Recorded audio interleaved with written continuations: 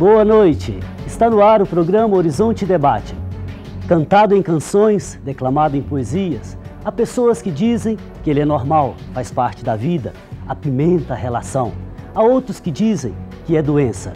O certo é que este sentimento cotidiano pode ser muito traiçoeiro, levando do amor ao ódio. Hoje vamos falar do ciúme. Ajude-nos, participe conosco e não saia daí.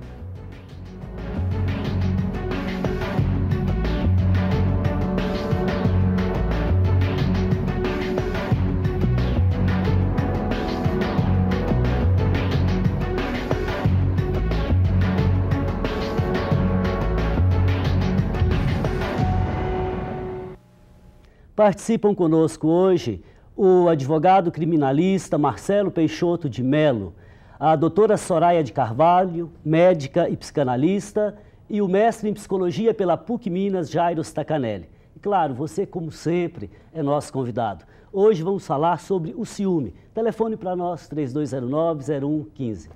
Caros convidados, boa noite. Sejam bem-vindos mais uma vez, Jairo, doutora Soraya, Horizonte Debate. Obrigada. Marcelo estreando conosco aqui hoje. Então eu começo com o Jairo. De onde vem o ciúme? Padre Márcio, ciúme, você falava duas palavras interessantes, né? Assim, não é porque é algo natural e normal que pode ser considerado fato do cotidiano, me incomoda um pouco isso. A gente tem que pensar o seguinte, o relacionar humano, assim, homem e mulher, para a procriação, a cria humana ela nasce muito prematura.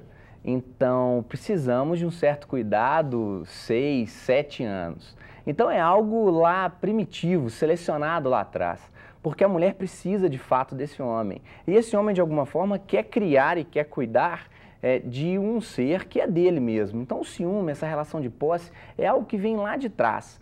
Não é porque é um fato que vai ser olhado de forma tão natural e de forma tão comum. Na minha opinião, Padre Márcio, assim, o ciúme é uma das mães dessa violência, dessa guerra que travam homens e mulheres na vida cotidiana, algo bastante complicado. Tá, ciúme então está relacionado à posse? A posse é algo lá de trás, evolutivo, né, começando o Padre programa, Jairo, qual que é a distinção que você faz entre ciúme e inveja? Pois conversávamos um pouco disso, né? Assim, eu acho que o ciúme é aquele sentimento do perder, o medo grande de perder. E acho que a inveja é o medo, é o desejo, às vezes, invidere, aquela palavra em latim, de olhar enviesado, de desejar algo. Para mim são duas coisas análogas, assim, desejar ter e desejar manter. Doutora Soraya, agora é sua vez. Veja bem, qual que é a distinção que se pode fazer entre o ciúme cotidiano, pequenino, natural e o ciúme patológico? Ótima pergunta, porque todo mundo tem essa dúvida. O ciúme do cotidiano, que a maioria de nós sente, percebe ou então é vítima dele, vamos colocar dessa maneira, é aquele que as pessoas colocam como uma necessidade de proteger o relacionamento. Protege-se o relacionamento e mantém-se aquela pessoa que a gente gosta, extremamente bem cuidada, do nosso lado e completamente interessada nesses cuidados para se manter com a gente. Agora, o ciúme patológico é quando aí a pessoa já passa a ser refém do outro. Então, ela não respira mais sozinha, ela passa a ser de uma forma tão dependente do outro que ela não consegue tomar atitudes pela própria vontade. Ela precisa do outro. Quais são alguns sinais, por exemplo, concretos desse ciúme patológico no dia a dia?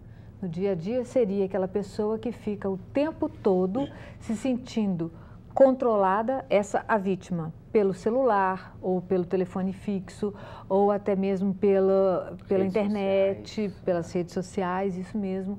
E aquele que faz, então é ele que comanda.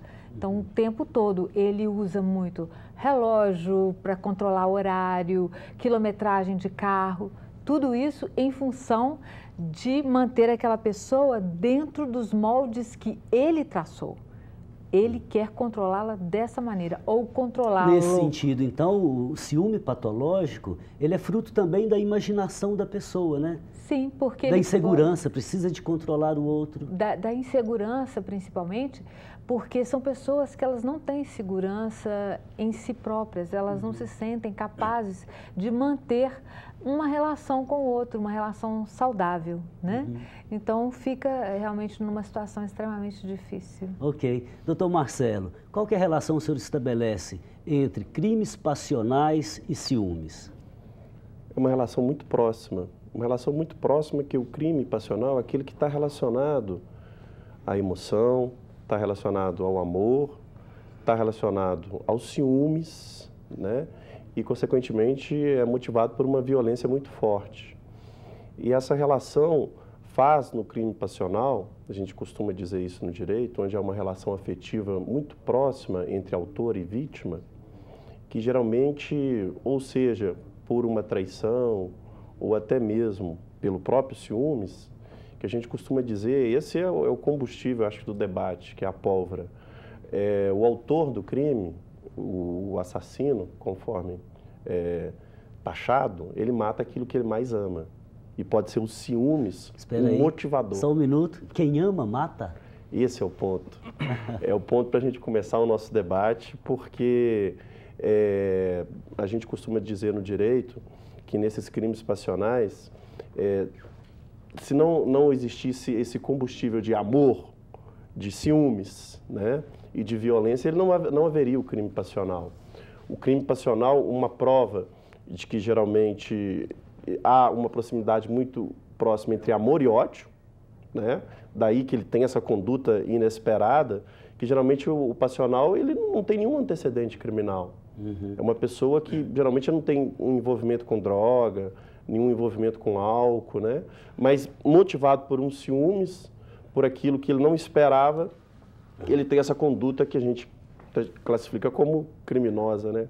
Correto. Você colocou o ingrediente, o Jairo quer falar, a doutora Soraya também, mas a palavra amor, ela tem um campo semântico muito amplo, né? Muito elástico nos dias de hoje. Serve tanto para designar um gesto gratuito, verdadeiro, de doação de amor, quanto uma relação sexual fortuita e irresponsável, né? Então eu queria ouvir o Jairo. Quem ama, mata, Jairo? Não. E acho que quem gosta de si mesmo, quem ama a si mesmo, tem menos ciúme. A doutora Soraya vai ajudar a gente no debate. Hoje conversava com um cliente mais cedo, a namorada precisou de morar mais perto da faculdade um pouquinho, numa casa, numa república com outras meninas. Sim. E o namorado ficou 2 noites sem dormir. 2 noites sem dormir, imaginando coisas que a namorada fazia, possivelmente, né? No fundo, a menina devia estar estudando lá, faz um curso difícil no interior do estado. E aí, não, eu me proponho a levar e buscar. Foi a resposta que depois de 2 noites sem dormir. Eu fico imaginando, assim, o que muitas vezes acontece, e aí tocar o coração das pessoas, né, assim, no universo dos lares, a razão e o norte dessa guerra que estamos falando aqui. Do sujeito que, muito pobre de recurso, de pensar assim, poxa, quem vai perder se me perder é o outro. Eu sou alguém digno, acredito na fidelidade, estou com essa pessoa aqui, estou fazendo por onde, está perto, está junto. Se o outro pisar na bola, quem perde é ele. Mas, dentro dessa falta de amor próprio, do gostar próprio, o ciúme se torna esse sentimento, assim, eu tenho medo de perder aquilo que está aqui. E para o outro fazer o que eu quero, eu empurro a minha verdade goela abaixo. Eu acho que quem ama não mata, não. Correto. E quem ama a si próprio tem menos ciúme. Tá bem, doutora Soraya, sua opinião, por favor. Quem claro, mesmo que a gente não responda agora, sim, no decorrer do programa eu gostaria de ter uma resposta mais clara, né, sobre isso. Tá. Posso? Claro. Eu acho que quem ama e que tem saúde mental não mata. Porque cada um de nós vai falar de acordo com a ciência que a gente estudou de uma maneira, né? Eu acho que quem ama, cuida, preserva o outro. Agora, quando existem os transtornos da personalidade, transtornos do comportamento, então aí faz com que a pessoa vá agir de acordo com cada um desses transtornos. Então, vem toda essa situação que vai ser tratada aqui. Tá certo. Marcelo quer falar sobre isso? Com certeza. Ok, vamos lá. O que eu gostaria de deixar bem claro, sem sombra de dúvidas, que um amor jamais ele justifica para praticar um crime de homicídio. Tanto é que hoje não mais existe o que a gente chama do homicídio motivado pela questão de honra, de defender a própria honra. A gente está falando de uma questão do início do século passado. Mas é importante, para a visão do direito, do crime passional, que o amor ele passa a ser o fator desencadeador que inicia a motivação para deixar de ser amor e passar a ser ódio. A partir daquele ódio, esse amor vai engatilhar uma conduta que é criminosa e que é severamente, hoje, reprimida pela nossa sociedade. Se eu estou entendendo bem, você está querendo dizer o seguinte: por amor a pessoa não mata. Quem ama não mata, na verdade. Sem sombra de dúvidas. Tá, mas se a pessoa ama, pode ser que ela tenha algum transtorno obsessivo-compulsivo, alguma paranoia, ou desenvolve uma insegurança tão grande que julga que mata em nome do amor. Talvez seja isso. Ok, nós temos que chamar um intervalo. Nós vamos para um rápido intervalo, mas voltamos já já. Queria lembrar você da campanha Faço Parte, da Arquidiocese de Belo Horizonte, para manter os veículos de comunicação da Arquidiocese, para revitalizar o Santuário Nossa Senhora da Piedade e, sobretudo, para construir a Catedral Cristo Rei. Faça parte você também. Ligue para a nossa produção. Até daqui a pouco.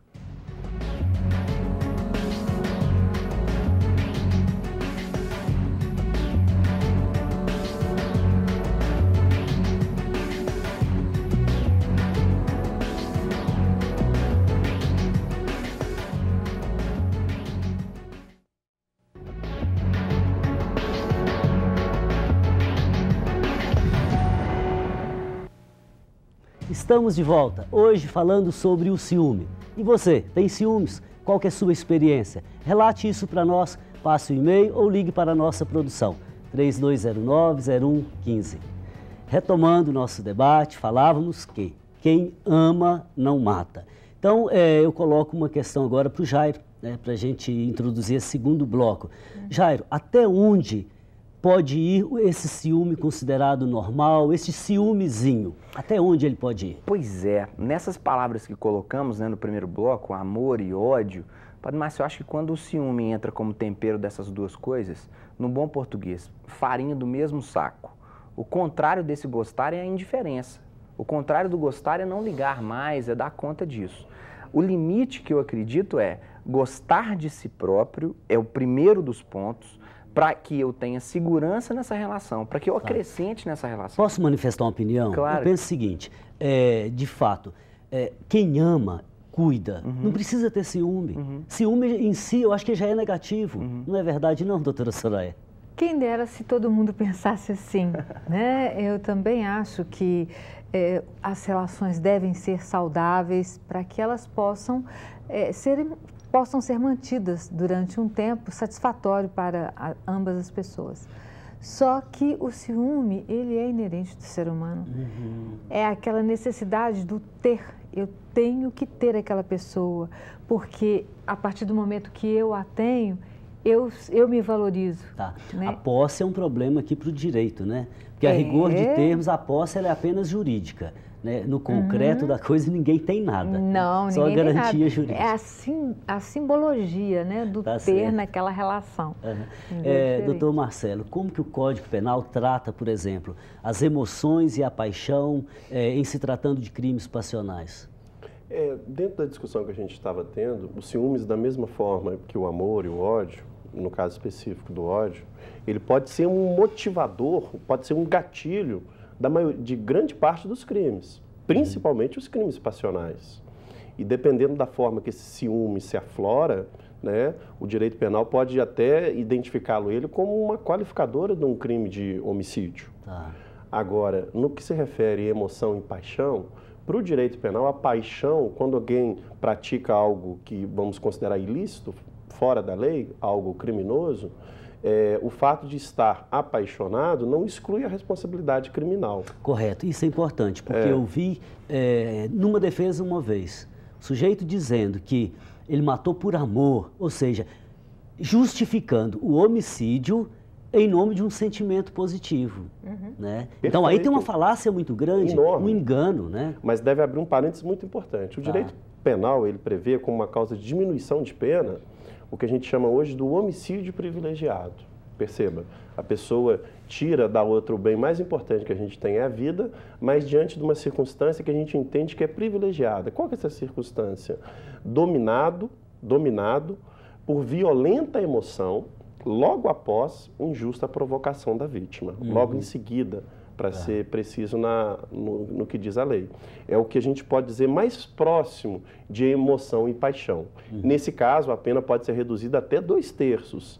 Então, pode até parecer um paradoxo, mas uma pessoa pode cometer um homicídio qualificado, mediante fogo, e ao mesmo tempo está imbuído uma questão do homicídio privilegiado.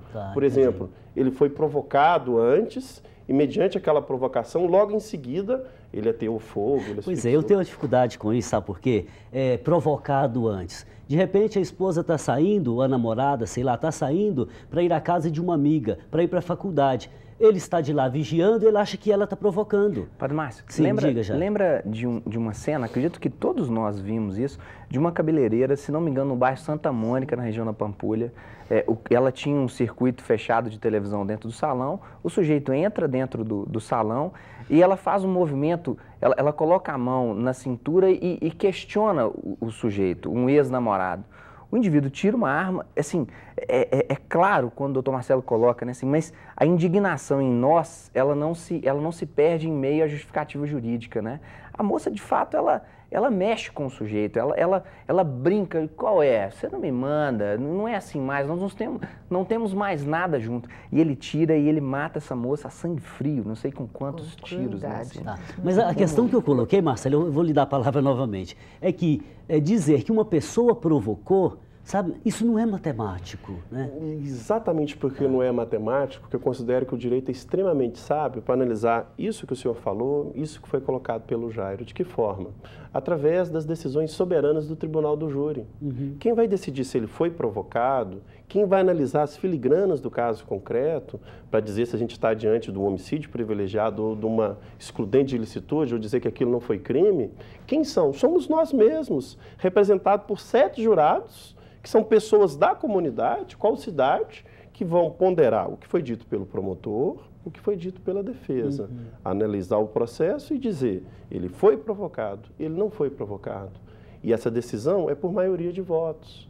E as pessoas que vão decidir são pessoas como nós. Correto, não é uma pessoa só que está decidindo. Não é uma pessoa, é um órgão colegiado. Tá certo. Doutora Soraya, a senhora acha que o sentimento tem que ser levado em conta na hora de um julgamento? Acho que sim. Mas, acima de tudo, a saúde mental. Para que não seja absolvida uma pessoa, tá? Quem sou eu para falar de direito, tá certo? Mas, como eu entendo de saúde mental, acho que a gente não pode absolver um psicopata. E ele, muitas vezes, deixa a gente completamente confuso com a forma dele de agir. Aquela forma que parece arrependido, porque ele cria diversas situações. Ele cria situação de arrependimento, ele cria situação de nunca mais quero fazer isso, eu sou vítima, não agi dessa forma de maneira que eu queria. Então, eles agem dessa forma. É por isso que dá uma certa fúria na gente. Sim, Marcelo, por favor. Desculpa, eu tenho que fazer um parêntese, agora sim, vai causar estranheza, mas está na lei que um psicopata deve ser absolvido. Sabe por quê? Porque ele não cometeu um crime. Ele cometeu o que a gente... Ele não precisa de uma pena, mas de uma medida de segurança. Porque o psicopata é aquele que, no momento da ação ou omissão, ele não tinha conhecimento do caráter ilícito do fato. Vamos explicar. Ele tem que ser absolvido. Agora, para onde que ele vai? Para a rua? Não. Então, o problema é que é importante explicar. Absolvido de uma pena. Ele vai submetido a um tratamento e submetido a uma medida de segurança, onde que ele vai ficar, entre aspas, preso. Em Minas Gerais, isso acontece no Hospital Psiquiátrico Jorge Vaz, que fica em Barbacena. Mas para que isso aconteça, precisa de uma opinião de um psiquiatra que vai avaliar se no momento da ação ou omissão ele tinha conhecimento do que ele fazia. Ou seja, se ele for psicopata doente, mental, ele sofre medida de segurança. Isso é muito técnico e isso que acontece na lei. Ele não então, vai... suponhamos que ele tenha cometido um homicídio qualificado por ciúme, tá certo? Mas ele é considerado um psicopata. Ele poderia levar uma pena máxima se fosse uma pessoa normal. Como psicopata, ele ficaria ali preso, fazer tratamento quanto tempo? Esse é um ponto crucial. Pode ser equivalente a uma prisão perpétua. Tá, entendi. Ele só vai deixar de cumprir essa medida de segurança quando uma junta formada por psicólogo e psiquiatra dizer que ele cessou a periculosidade. Um psiquiatra atestar que ele está apto ao convívio social. O que geralmente, a gente tem um caso que mais ficou submetido a medida de segurança, que foi o Febrônio do Brasil, que isso pode ser muito mais que 30 anos, que é o período máximo da pena. E estamos porque ele não vendo pode... isso agora, nessa semana, né? Com o caso do Trigueiro, né? Essa semana está acontecendo isso, né? O indivíduo está sendo julgado, foi agora na segunda ou na terça-feira, pelo segundo estupro seguido de morte que ele cometeu, né? E aí, na segunda vez, ele não conseguiu... De contágio, maníaco de contágio. Agora, o mais importante, Padre Márcio, isso não está escrito na testa de ninguém, né?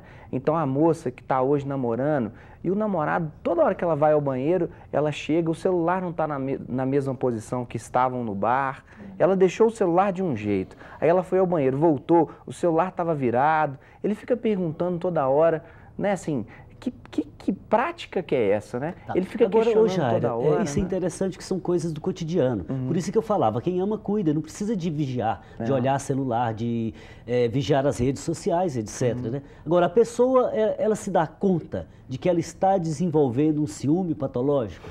Padre Márcio, eu acho que em meio a essa insegurança, ele se cerca disso, né? E aí, como em algum momento o outro faz também, mas você olhou o meu celular também. Aí chega uma hora em que a rede social, antes era uma foto única, agora a foto já é em conjunto. São as lógicas, eu vou usar a palavra louca de forma bem comum, é a lógica louca de um relacionamento, de um casal que tenta se segurar de alguma forma para ver se essa tal fidelidade acontece. Padre Márcio, um fenômeno da gente observar meninos de 14 anos com aquelas alianças de compromisso, na minha opinião, muito bregas, que os meninos usam aquela aliança enorme para tentar segurar alguma coisa que de fato não existe. Está dentro do coração, está dentro de si. Correto, doutora Soraya, por favor. Só porque o direito, né, com a parte da saúde mental, nesse ponto ela bate muito, porque existe a diferença entre o psicótico e o psicopata. Correto. Então, o psicótico é aquele que é doente.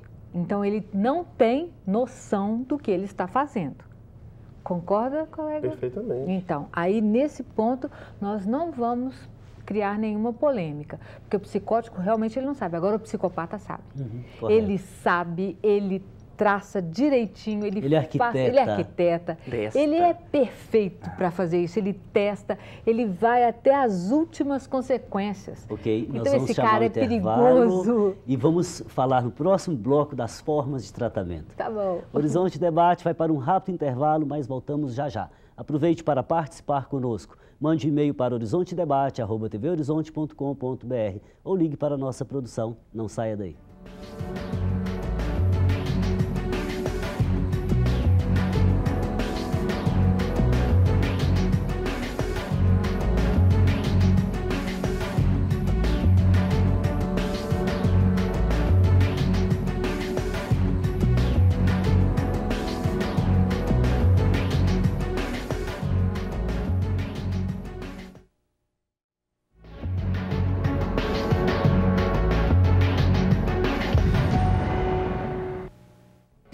Estamos de volta, hoje falando sobre o ciúme. Conte sua experiência para nós, participe conosco pelo e-mail horizontedebate@tvhorizonte.com.br ou pelo telefone 3209-0115. Para você que está chegando agora, participam conosco hoje o advogado criminalista e professor de Direito Criminal, Marcelo Peixoto de Mello, a médica e psicanalista, doutora Soraya Issa de Carvalho, e o mestre em psicologia pela PUC Minas, Jairo Staccanelli. Caros convidados, acho que precisamos esclarecer um ponto do final do último bloco, que é a distinção entre o psicótico e o psicopata. Doutor Marcelo, comece, por favor. É importante esclarecer que para o direito não há a distinção. Tá. O que há para o direito é Aquela pessoa, seja ela psicótica ou psicopata, o direito não faz essa distinção.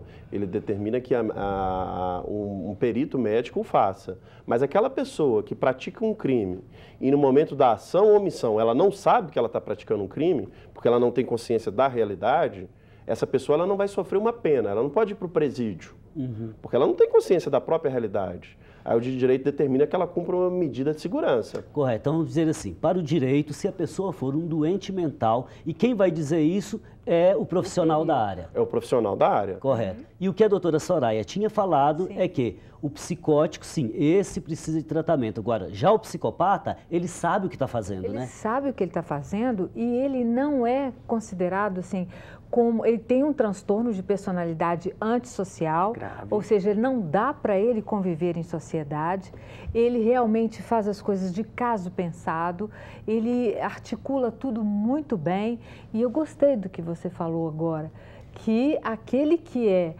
considerado pela perícia médica como psicótico, então ele não recebe a pena, né? Ele é colocado para ser tratado. Agora, pergunta se o psicopata, a família ou ele acha que ele está doente. Ele não é, ele é aquele que vem com um defeito de fábrica. É o que eu sempre falo.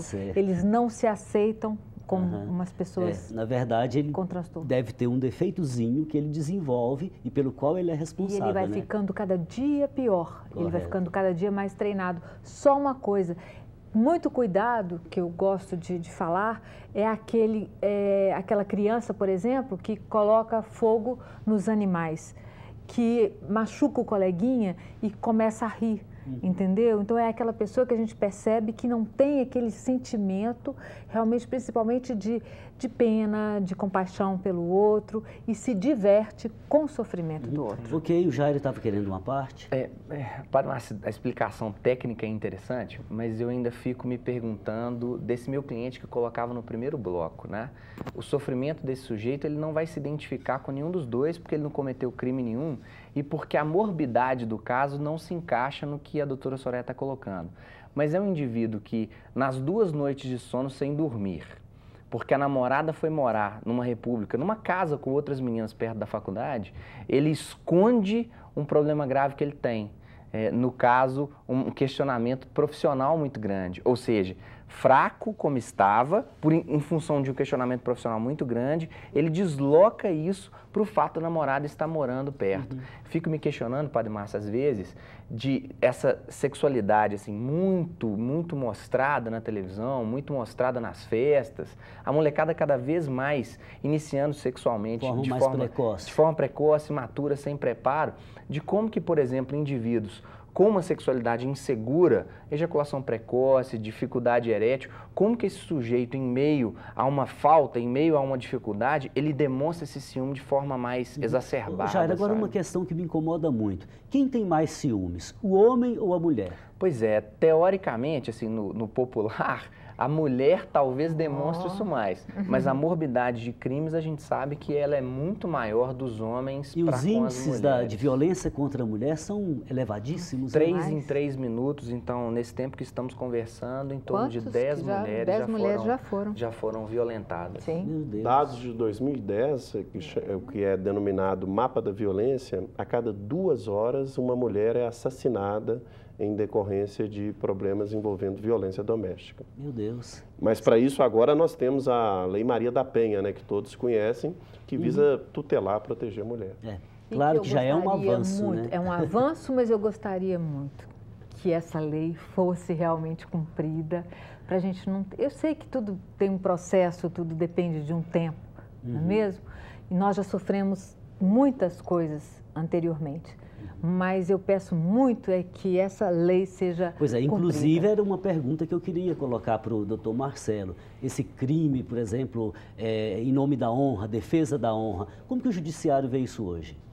Hoje em dia, em algumas situações, há até uma própria inversão. O judiciário vê como uma situação qualificada, onde esse crime ele é tratado de uma forma mais severa, né? Onde a pena chega a 12 a 30 anos, e não uma excludente de ilicitude, não deixa de ser crime. Ao contrário, é tratado de forma mais severa. Mas ainda, principalmente nas cidades menores...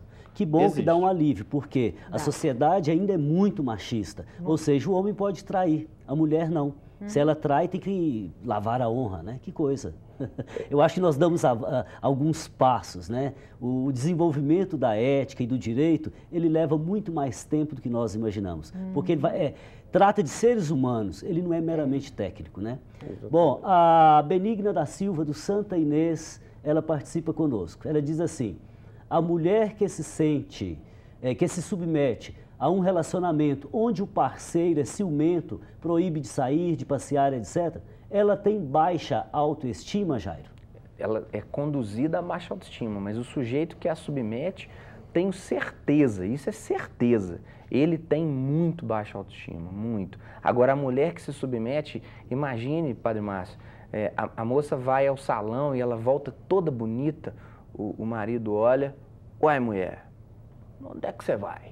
Que negócio que é esse? Ela ficou bonita, talvez para ficar em casa mesmo, ficar bem com ela mesma. Para ele, né? Exato, ou isso. Que né? insegurança. Agora, esse camarada não merece, né? Agora ela vai querer ficar bonita. E aí, assim, ao longo do tempo... Agora, ô Jairo, veja bem, você fala questões muito práticas e muito pertinentes. Obrigado. É verdade. Quando, por exemplo, uma mulher sente isso pela primeira vez, qual deve ser a atitude dela? Posicionar-se.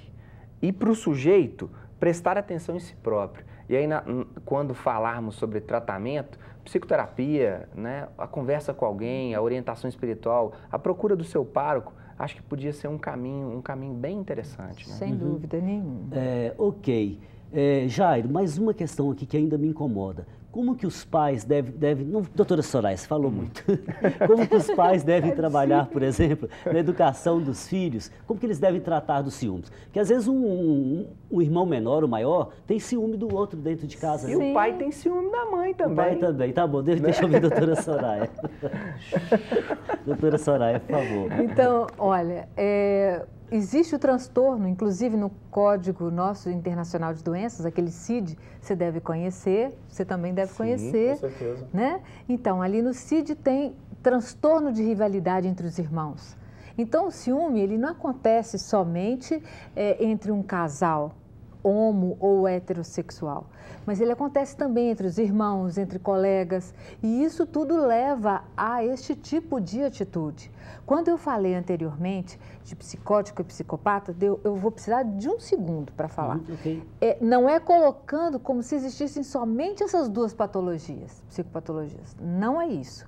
Então, existe o psicótico, ele não vive na nossa realidade, ele vive em outra. Exemplos disso são os esquizofrênicos, que cometem, às vezes, crimes bárbaros também, mas sem ter a consciência da realidade do que eles estão fazendo.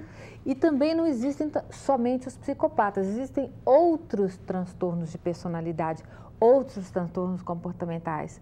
Então, isso tudo tem que ser olhado com muito Doutora cuidado. Soraya, eu tinha falado das formas de tratamento no final do bloco anterior. Sim. Quais são as principais formas de tratamento? Bom, a primeira coisa, a gente tem que ouvir muito bem quem está entrando no nosso consultório. Ouvir, prestar muita atenção, seja da esposa, seja do marido, quem é o que causa o problema, vamos dizer assim, e quem é a vítima, na verdade, e aquele que é o algoz. Vamos colocar essa polaridade nas coisas. Mas a gente também tem que ouvir outras pessoas da família, sabe? Então, eu sempre vejo o sintoma do paciente, o que ele apresenta, se ele está deprimido, se ele está ansioso, se ele está vivendo dentro da realidade, se ele está delirando, se ele tem uma paranoia. Então, isto tudo eu preciso analisar bem para que a gente possa instituir um tratamento medicamentoso e psicoterapêutico. Correto. Então, nós temos 3 etapas aí. Primeira, o entorno da pessoa, que é a amizade, o acompanhamento, o carinho, enfim, o companheirismo ali. Segundo, o acompanhamento com um psicólogo. E terceiro, acompanhamento de um médico e talvez com alguma substância química. Com alguma substância química. E rapidinho, doutor Marcelo, dá tempo ainda. E no direito, por exemplo, no caso de um julgamento, de um crime passional, esse tipo de tratamento médico, psicológico, também entra para além, por exemplo, do caso do psicótico ou do psicopata? Entra, sim, principalmente para definir se a gente está diante de uma situação que ele merece um tratamento num local próprio, né, no dito hospital psiquiátrico, ou se ele vai ser submetido a uma pena mesmo. Mas um ponto que eu quero esclarecer para os nossos telespectadores, principalmente, que hoje em dia a Lei Maria da Penha é considerada um avanço muito grande para a mulher, principalmente aquela mulher que, diante de uma situação de ciúmes, o marido começa a ameaçá-la, começa a tolir o livre-arbítrio dela, e hoje há também a delegacia da mulher também, né? E aí ela deve sim registrar esse fato, procurar a delegacia de mulher, que ela tem direito a medidas protetivas. E essas medidas protetivas são hoje decididas de uma forma muito célere. Ok, muito obrigado. Nós vamos para um rápido intervalo e voltamos já já. Ainda dá tempo, 3209-0115, até daqui a pouco.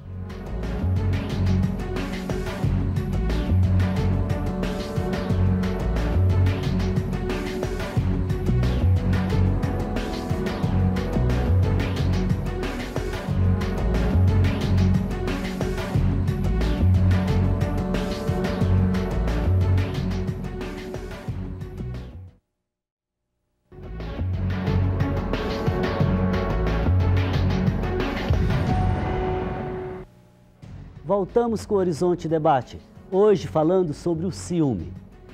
Doutor Marcelo, uma pergunta para iniciar esse último bloco. Os crimes passionais são todos irracionais? O que você acha? A pergunta é uma pergunta extremamente interessante, viu, padre? A gente tem que partir do pressuposto que todo crime envolve uma ação humana. E eu tenho para mim que essa ação humana, ela é sempre motivada por algo. Os crimes passionais, essa mistura que eu disse no início, me reitero, o que motiva é paixão, o que motiva é emoção, o que motiva é ciúmes, né? E o amor dentro daquela discussão que se transforma em engatilhado e transforma ódio.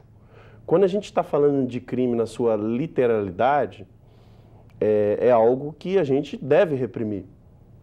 Então, eu considero como uma irracionalidade para o direito, aí uma análise única e exclusivamente técnica, não na motivação.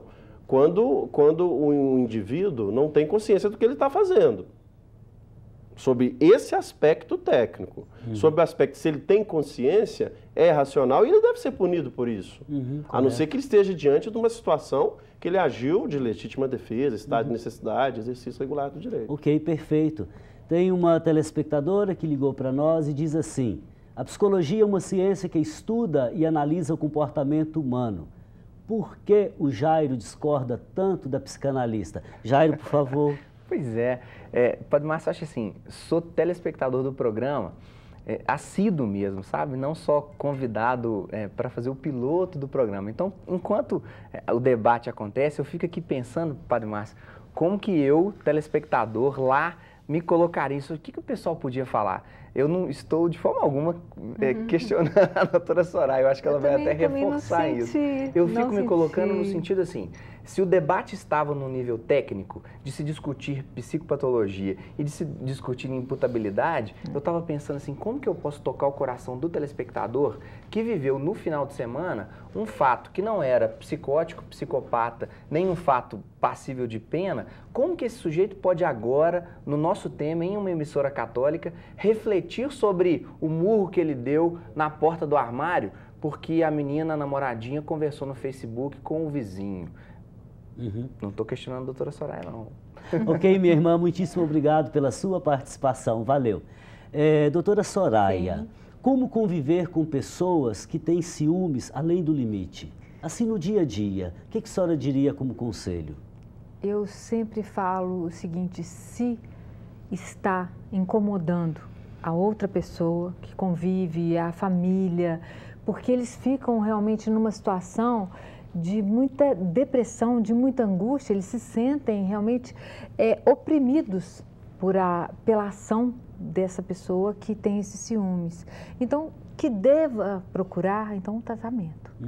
Seja com o psicólogo, seja com o psicanalista, seja com a psiquiatria.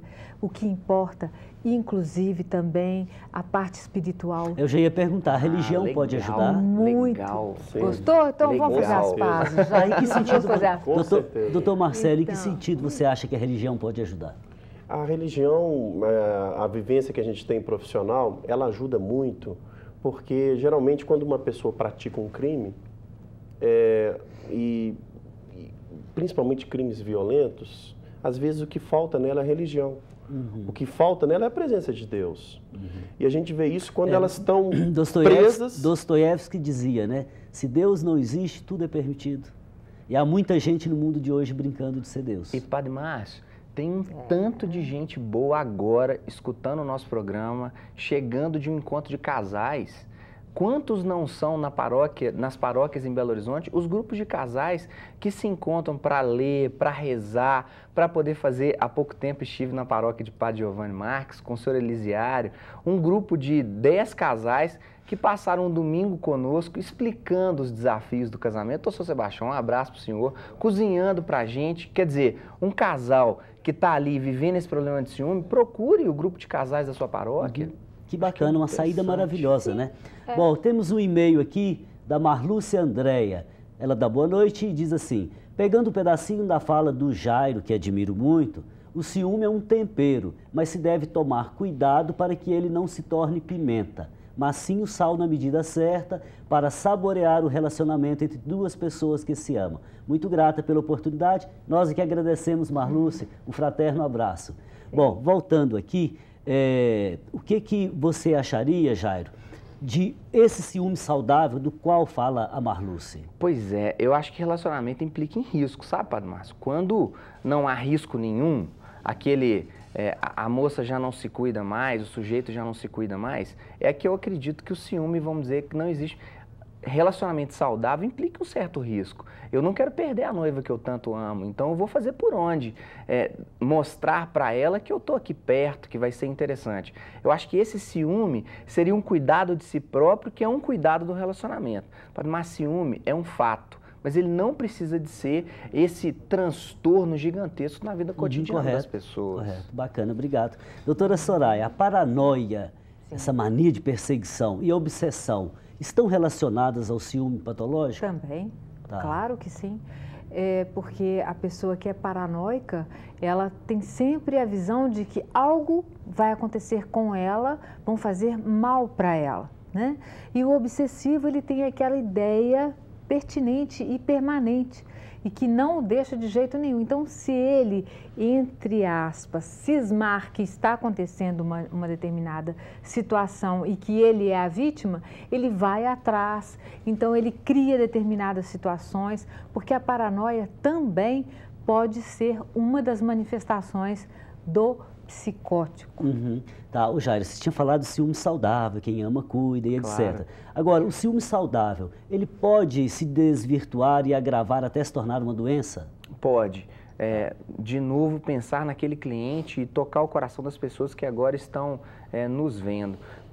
Mas quando o sujeito ele não cuida de si mesmo, de demandas que são próprias do trabalho, de gostar de si mesmo, de fazer uma atividade física, da autoestima está lá embaixo, isso tem implicações no relacionamento, né? É tocar o coração das pessoas para que façam essa avaliação, assim. Eu estou tão preocupado com o chefe novo da minha mulher, poxa, por que essa preocupação está aparecendo agora? Deixa eu entrar em contato comigo mesmo, vamos conversar com outras pessoas. Ele está simbolizando. Por que esse outro sujeito que chegou lá saradão, ele me incomoda tanto? Poxa, será que a minha barriguinha precisa de ser limpada um pouquinho mais? Por que não? Tá, doutor Marcelo, uma pergunta sobre a qual a gente falava nos bastidores, né? Qual que é o perfil daquele que comete um crime passional? Sabe? Como que o senhor descreveria, pela sua experiência na área, sabe, como que o senhor descreveria uma pessoa? Depois eu vou ouvir os outros dois profissionais também. O que é muito indefinido é que aquele que comete o crime passional, ao contrário de um criminoso que comete um crime contra o patrimônio, que é aquele que deseja o patrimônio do próximo, Ao contrário de um criminoso que geralmente comete um crime sexual, que está relacionado, às vezes, a alguma doença que ele tem, algum distúrbio que ele tenha, o passional, ele não tem um perfil definido, Padre Márcio. É isso que eu vejo pela minha experiência. O passional, que geralmente comete um crime relacionado a essa relação afetiva, ele não tem antecedentes, ele não tem envolvimento com álcool, ele não tem envolvimento com droga. Ou seja, ele é bem integrado na sociedade. Completamente integrado na sociedade. Tá, eu queria ouvir agora a doutora Soraya sobre esse perfil daquele que comete um crime em nome do amor, entre aspas. É muito variado, depende de como foi cometido esse crime, dos antecedentes da pessoa, isso tudo a gente leva realmente em consideração. Mas esses crimes já premeditados, o perfil dessa pessoa pode ser tranquilo, frio, você não percebe absolutamente nenhum sinal de arrependimento, ele não se manifesta dessa forma e faria tudo de novo se fosse necessário, é o que eles falam. Sim, ok, Jairo, por favor. Seria complementar e não vou contra o que a doutora Soraya colocou. Complementa. Saímos da caverna há uns 20, 30 mil anos, mas a caverna não saiu da gente, não. Ainda temos reações e sentimentos muito primitivos. E quando o sujeito se vê acuado no pensamento, na cabeça dele, por esse indivíduo, esse vizinho saradão que mudou para o apartamento de frente, e ele se vê acuado numa situação dessa, ele tem reações muitas vezes agressivas, é a hora que o doutor Marcelo colocava nos bastidores. Ele desfere várias facadas, mas ele não tem nem ideia de quantas foram. E aí quando vemos nos jornais no dia seguinte, o sujeito matou a companheira com 30 facadas. Ficamos imaginando como que uma cena horrível dessa aconteceria. Para o sujeito, foi uma só. Caros convidados, foi uma noite muito agradável aqui hoje, muitíssimo obrigado. Voltem outras vezes ao nosso programa, tá bom? Voltaremos sim. Muito Horizonte obrigada. Debate de hoje chegou ao fim. Mas você pode continuar conosco pelo site da TV Horizonte e pelas redes sociais. E lembro ainda, no finalzinho, a campanha Faço Parte. Ajude-nos, ajude a igreja que está em Belo Horizonte a construir a casa do povo de Deus. Obrigado pela sua companhia e na próxima semana eu te espero em mais um Horizonte Debate, aqui na TV Horizonte, uma emissora da Catedral, Rede de Comunicação Católica. Conto com você, fraterno abraço.